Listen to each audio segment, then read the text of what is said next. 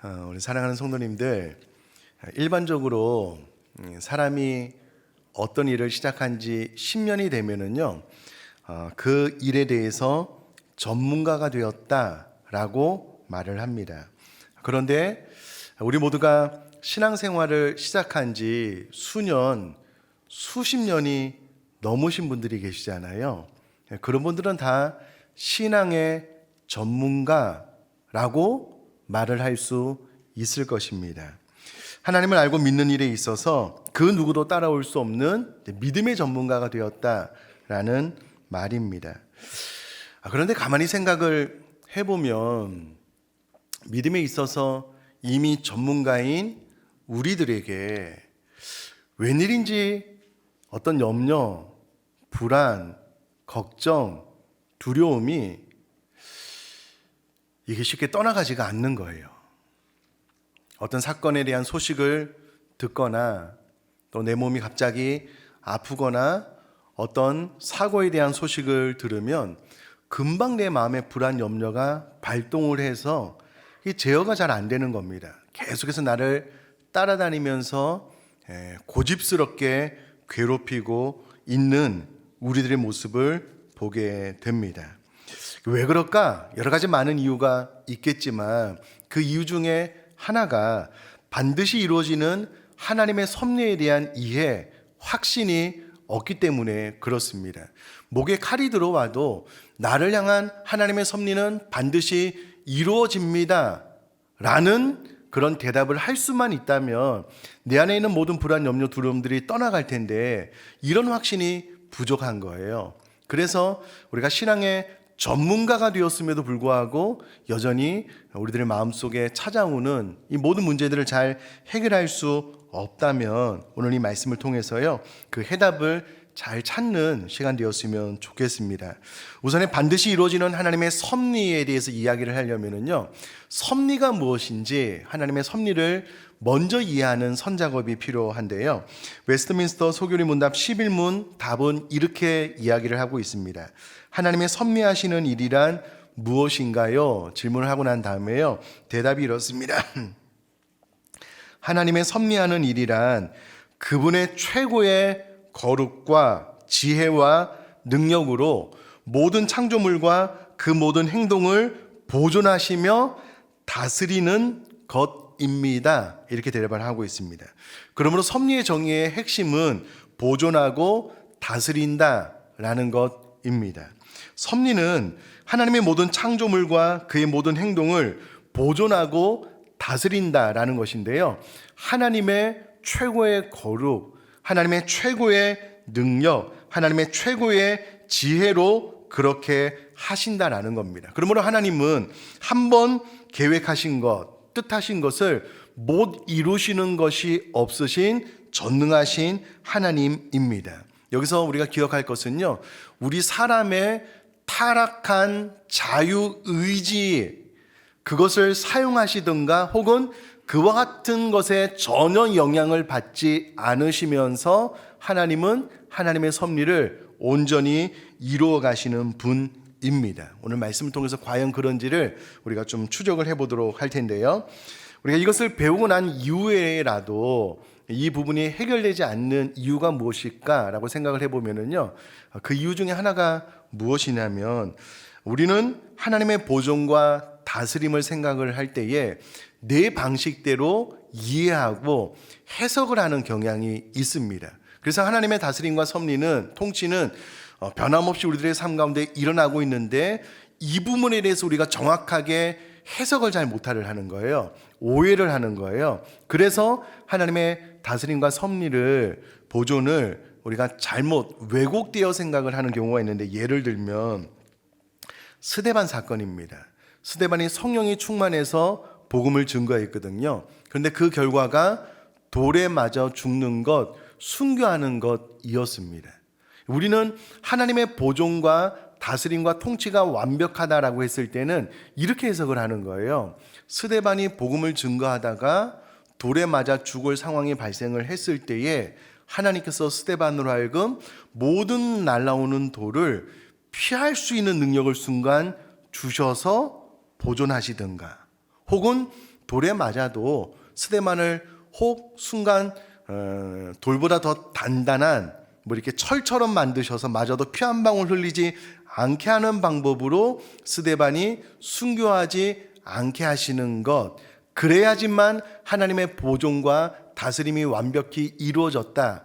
우리는 이렇게 오해를 하고 착각을 하는 경향이 있습니다. 그러나 하나님의 보존과 섭리는 완벽하게 이루어지지만 때로 순교를 통해서 복음이 더 확산되기를 원하시는 하나님의 큰 섭리를 이루어 가신 때에 우리가 이해하는 방식과 다른 방식으로 하나님께서 우리를 보존하시고 다스리고 통치하신다라는 것을 우리가 이해를 할 필요가 있다라는 겁니다. 우리가 이 부분에 대한 오해를 풀어놓지 않고서는요, 계속해서 하나님의 다스림과 섭리 보존에 대해서 우리가 인정하지 못하는, 또 잘못 해석하는 방향으로 가기 때문에 이 부분에 대한 지혜를 좀 얻으시면 좋겠습니다. 자, 계속해서 우리가 온전히 이루어지는 하나님의 섭리를 제대로 파악하고 이해를 하려면 우선에 정말 그런가 의심할 필요가 있는데요. 이런 사항입니다.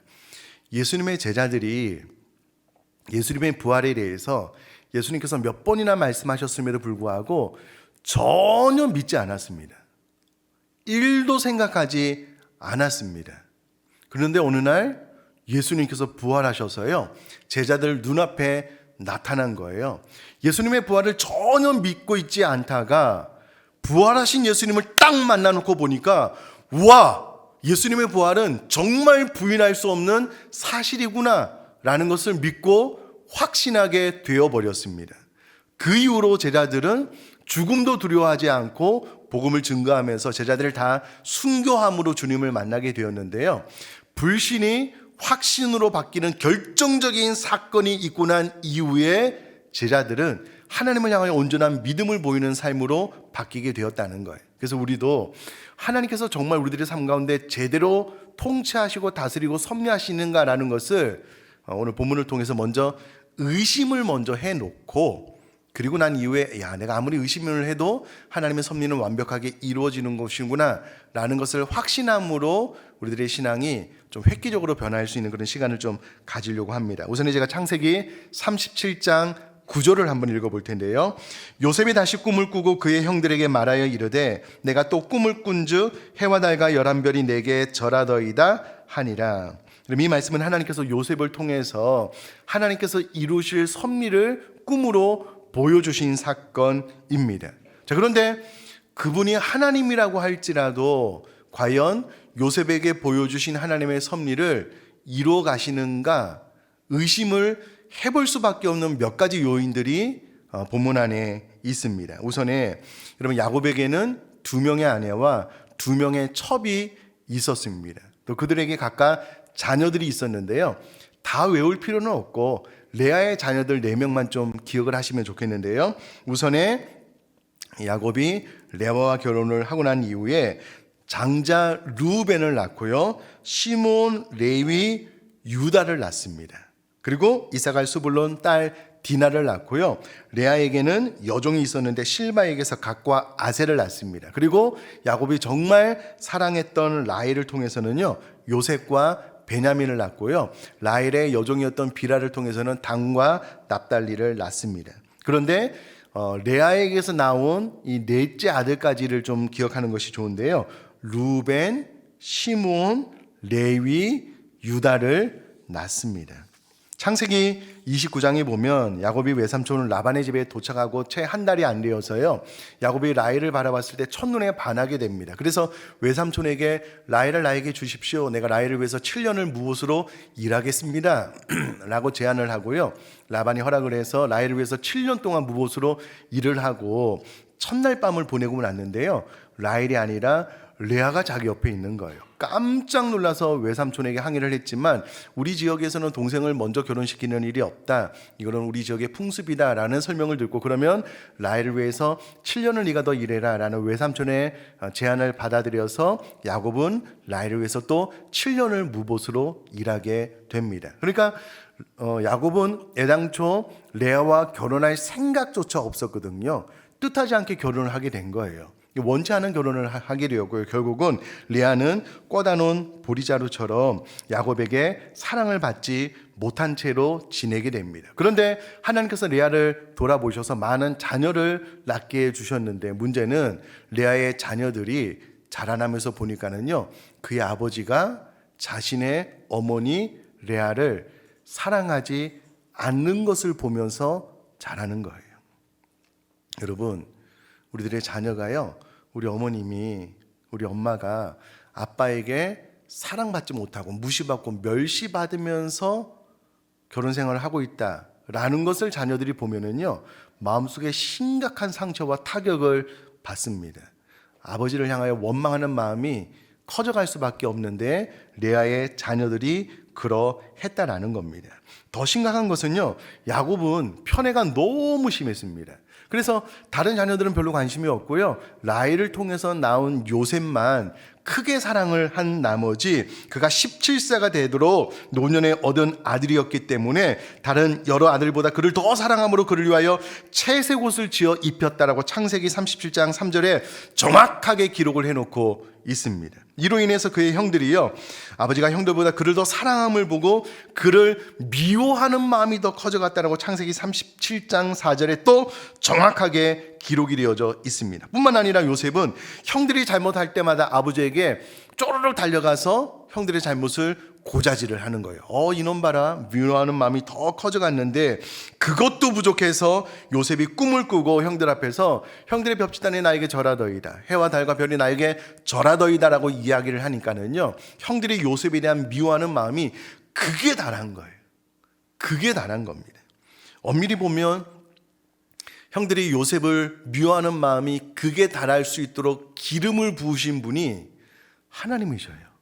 하나님이 요셉에게 두 가지 꿈을 주셨고요, 그 꿈을 형제들에게 말함으로 말미암아 요셉을 미워하는 마음이 더 커졌다라고 창세기 37장 8절에 정확하게 기록이 되어져 있거든요.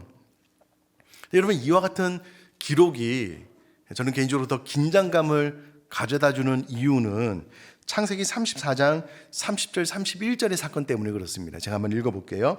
야곱이 시몬과 레위에게 이르되 너희가 내게 화를 끼쳐 나로 하여금 이 땅의 주민 곧 가나안 족속과 브리스 족속에게 악취를 내게 하였도다. 나는 수가 적은즉 그들이 모여 나를 치고 나를 죽이리니 그러면 나와 내 집이 멸망하리라.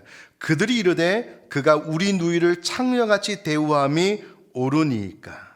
그럼 이게 무슨 말이냐면요, 시몬과 레위, 그러니까 레아의 두 아들이 세겜성의 모든 남자를 죽이고 난 이후에 야곱에게 책망을 받을 때요, 책망이 통하지 않는 거예요. 오히려 야곱에게 분과 화를 내고 있는 장면입니다.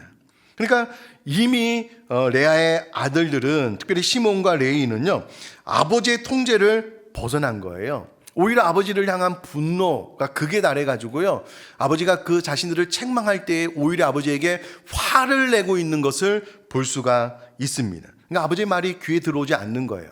아버지의 말을 전혀 듣지 않는 아들들의 모습을 볼 수가 있습니다. 뿐만 아니라 사랑하는 성도님들, 사람이요, 한 번 죄를 짓기가 어렵지 두 번, 세 번은 쉽습니다.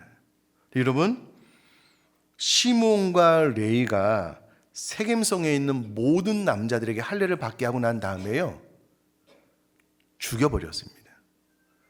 한두 명을 죽인 게 아니고요, 세겜성에 있는 모든 남자들을 죽였다니까는요. 여러분, 살인을요, 한 번 하기가 어렵지 그렇게 많은 사람을 죽이고 난 다음에 동생 한 명 죽이는 거요, 어렵지 않습니다. 쉬운 일이에요. 뿐만 아니라 야곱의 아들들, 형제들이요, 이 성에 가서 노력하는 일에 동참을 했다라고 성경이 정확하게 기록을 하고 있습니다. 눈에 지금 보이는 게 없는 거예요. 아버지의 통제도 벗어났고요, 아버지의 다스림 컨트롤 안에 이 아들들이 있는 것이 아니다라는 것을 성경이 정확하게 보여주고 있습니다. 그런데 눈에 가시 같은 요셉이 점점 미워지는 찰나에 마침 도단에서 일하고 있는 자신들을 요셉이 찾아온 거예요. 이때 창세기 37장 18절 말씀 보니까는요, 요셉이 그들에게 가까이 오기 전에 그들이 요셉을 멀리서 보고 죽이기를 꾀하여. 그러니까 누구라도 할 것도 없이 요셉이 찾아오는 것을 딱 보자마자 그냥 요셉을 죽여버리자라고 형제들이 마음이 하나로 딱 뭉친 거예요. 요셉이 이제 죽을 위기에 처하게 된 것입니다. 그런데 우리 손에 피를 묻힐 이유가 무엇이냐? 장자의 장자의 의견으로 깊은 수렁에 물이 없는 웅동에 빠뜨리게 했다가 창세기 37장 26절에 보니까 유다가 자기 형제에게 이르되 우리가 우리 동생을 죽이고 그의 피를 덮어둔들 무엇이 유익할까라고 이야기를 함으로써 요셉을 이스마엘 사람들에게 팔게 되는 사건이 발생을 합니다. 여러분, 유다는 레아의 넷째 아들입니다. 누구보다도 요셉에게 분노와 요셉을 향한 미움의 마음이 컸을 텐데 하나님은 유다의 자유의지를 사용하셔서 애굽으로 팔리게 하고 있다라고 성경은 기록을 하고 있는 겁니다. 여러분, 이 모든 상황을 자세히 들여다보면요, 하나님이 요셉에게 꿈을 주심으로 그냥 기름을 들이붓는 거예요. 그리고 요셉을 한순간에 죽여도 전혀 이상하지 않을 것만 같은 형제들의 어떤 살인 사건들이 성경에 가득 들어 있는 거예요. 그리고 요셉에게 위기가 찾아왔습니다. 그러면 요셉이 죽을 수도 있잖아요. 근데 하나님은 전혀 이 모든 상황에 개의치 않고 형제들의 미워하는 마음, 형제들의 타락한 자유의지 개의치 않고요, 그 모든 것들을 사용하셔서 하나님은 애굽으로 요셉을 보내고 있는 것을 성경을 통해서 볼 수가 있습니다. 자, 그럼 우리가 그렇게 생각을 해봐야 돼요. 여러분, 저를 한번 봐주시면 좋겠는데요, 야곱의 가족처럼 우리 가족사가 행여라도 좀 뒤틀려 있는 분들이 계실 수 있을 것 같아요.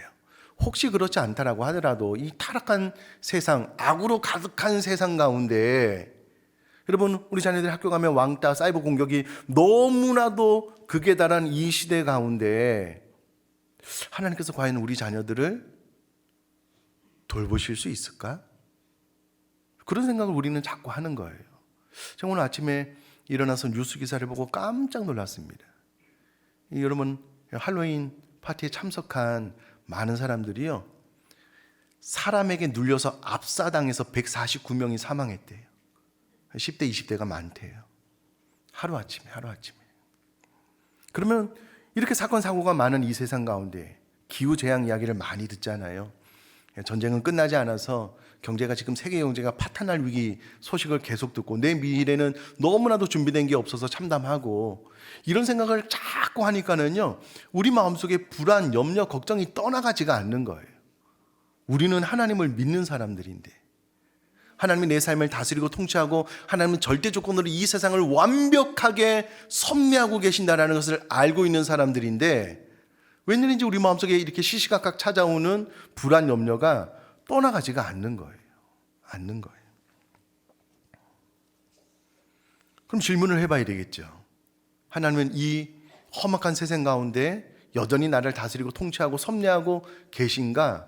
이 본문 사건을 통해서 우리가 끊임없이 의심해보고 좀 추적을 해봤는데, 야, 이거 요셉이 완전히 죽을 수밖에 없는 상황인데 희한하게 하나님께서 또 유다를 통해서 애굽으로 보내시네. 하나님의 섭리는 요셉이 전혀 생각하지 않은 방향으로 흘러가고 있지만 이루어져 가고 있구나라고 시인할 수밖에 없는 거잖아요. 자, 그러면 이와 같은 본문 앞에 우리는 한 가지 결론에 도달해야만 합니다. 또 도달할 수밖에 없어요. 하나는 여전히 반드시 이루어지는 하나님의 섭리를 의심하는 거예요. 안 믿는 거예요. 불신하는 거예요. 그러므로 여전히 내 마음속에 있는 불안이, 염려가, 걱정이 나를 괴롭히도록 놓아두는 거예요. 어떤 소식 하나만 딱 들리면 어떡하지 계속 막 불안에 떨도록 나 자신을 그냥 두는 거예요.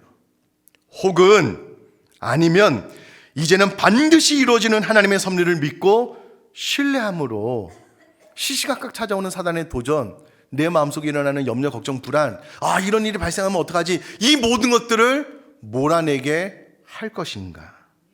여러분, 한 가지 결론에는 도달하게 되어져 있습니다. 이런 불가능하게 보일 것 같은 요셉이 내가 보기에는 전혀 이상한 방향으로 노예로 팔리고 감옥에 들어가고 그러고 있는데 성경은요, 그가 형통했다라고 기록을 하는 거예요. 그러니까 이게 요셉이 생각한 대로 그의 인생이 흘러가지는 않았지만 하나님의 섭리대로 흘러감으로 성경은 형통했다라고 이야기를 함으로써 내 삶 가운데 내가 의도하고 계획한 대로 내 인생이 펼쳐지지 않을 수는 있어도 그래도 하나님의 섭리 안에서 내 인생이 풀어져 나가겠구나. 여러분 그렇게 믿고 신뢰할 수 있기를 주님의 이름으로 축복합니다. 이런 보디발의 집에서요, 요셉이 누명을 쓰고 감옥에 가게 되잖아요. 그곳에서 바로의 술 맡은 관원장과 떡 굽는 관원장의 꿈을 요셉이 또 해석을 해줘요. 또 해석한 대로 술 맡은 관원장이 복직이 됩니다. 그때 요셉이 분명하게 부탁을 했어요. 당신이 복직이 되면 나를 좀 기억해 달라고. 요셉이 기대하는 마음이 있었거든요. 근데 술 맡은 관원장이 전혀 기억하지 못했습니다. 요셉의 부탁을 까먹었어요. 아마 요셉 안에 실망과 좌절감이 있었을 거예요. 나름 기대감이 있었을 거잖아요. 그가 해석해준 꿈대로 복직이 되었고 그가 나를 좀 기억해주면 내가 이 감옥에서 나갈 수 있을 텐데 2년 동안 아무 일도 벌어지지 않았습니다. 그런데 만 2년 후에 바로가 꿈을 꾸었는데요, 아무도 그 꿈을 해석해줄 사람이 없는 거예요. 바로 그때 술 맡은 관원장이 2년 전에 있었던 요셉이 자신의 꿈을 해몽해 준 것이 기억이 나요. 신기하죠. 2년 만에. 그리고 바로에게 요셉을 추천하게 되고요, 요셉이 바로의 꿈을 정확하게 해석할 뿐만 아니라 7년 풍년 뒤에 올 7년의 흉년을 어떻게 대비하면 되는지에 대해서도 지혜롭고 총명하게 대답을 합니다. 그랬더니 애굽왕 바로가요, 요셉의 대비책을 좋게 여기고요, 순간 그를 애굽의 총리가 되게 합니다. 여러분 이 과정에서 애굽왕 바로 또 신하들이요, 요셉과 같이 명철하고 총명한 지혜 있는 자가 없다라고 하면서 그를 애굽의 총리로 세우는 것을 주저함 없이 기쁨으로 진행합니다. 여러분 하루아침에 요셉이 애굽의 총리가 된 거예요. 누구의 계획대로요?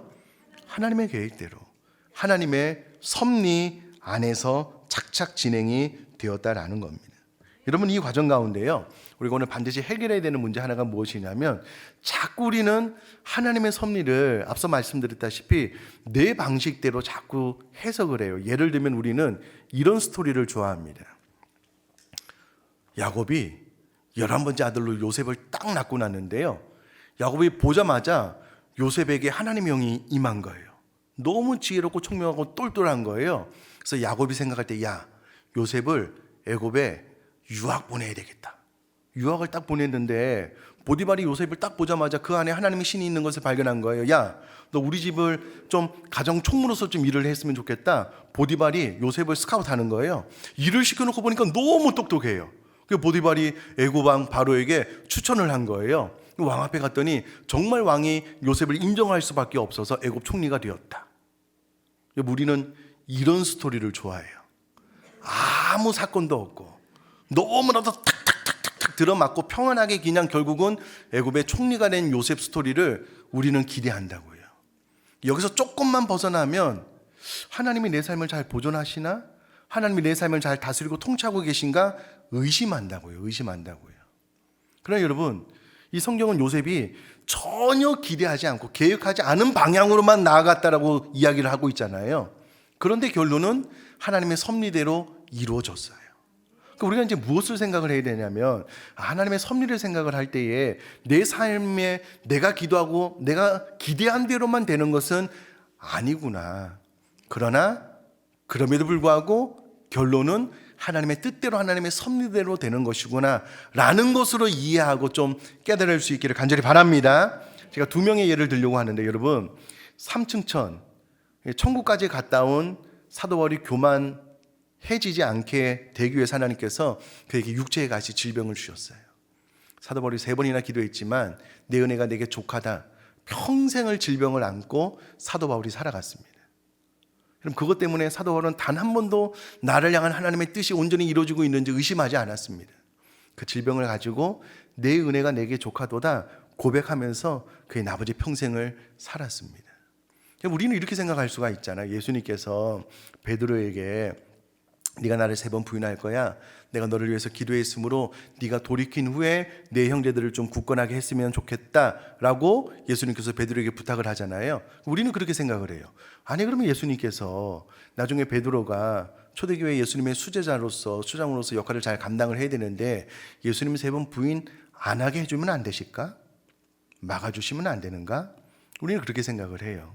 그러나 하나님 편에서 봤을 때에 베드로가 나중에 교만하지 않고 겸손하게 평생을 사역하기 위해서라도 예수님을 3번 부인하는 과정이 필요했던 거예요. 그래서 하나님께서 베드로에게 그것을 허용하시거든요.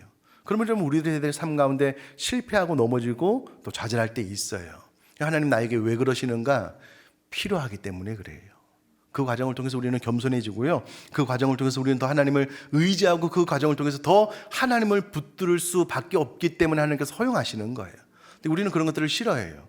안 넘어졌으면 좋겠어요. 늘 승승장구했으면 좋겠다라고 생각을 하는데 성경은 그것이 하나님께서 우리를 섭리하는 방법은 아니다라고 요셉의 스토리를 통해서 정확하게 이야기를 해주고 있는 것 아니겠습니까? 또 하나는 여러분 이 스토리를 들으면서 요셉 주위에 타락한 자유의지를 가지고 있는 요셉을 죽이고 해하려고 했던 가족들이 있었습니다. 이미 살인에 대한 경험도 있어요.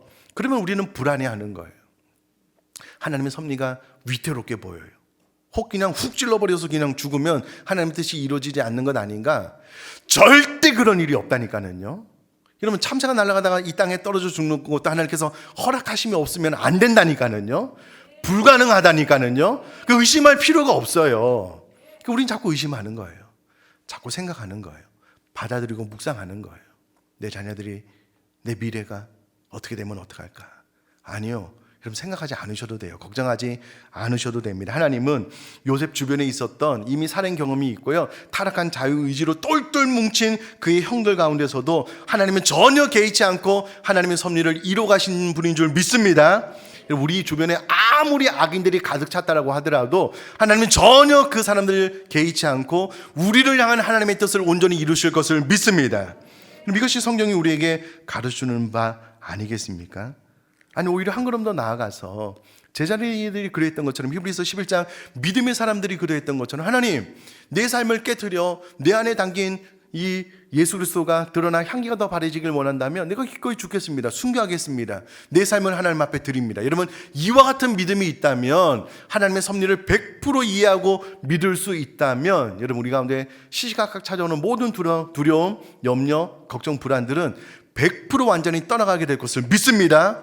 내 생명까지 하나님 앞에 드렸는데 뭐가 무서워요? 여러분 결국은 믿음의 문제입니다. 우리 하나님 앞에 온전한 믿음으로 하나님의 섭리를 온전히 신뢰하고 나아간다면 진리가 우리를 자유케 할 것이고요. 하나님의 섭리 안에서 우리들의 신앙생활은 감사와 찬양으로만 가득하게 될 것을 믿습니다. 이 은혜가 우리 사랑하는 성도님의 삶 가운데 가득할 수 있기를 주님의 이름으로 축복합니다.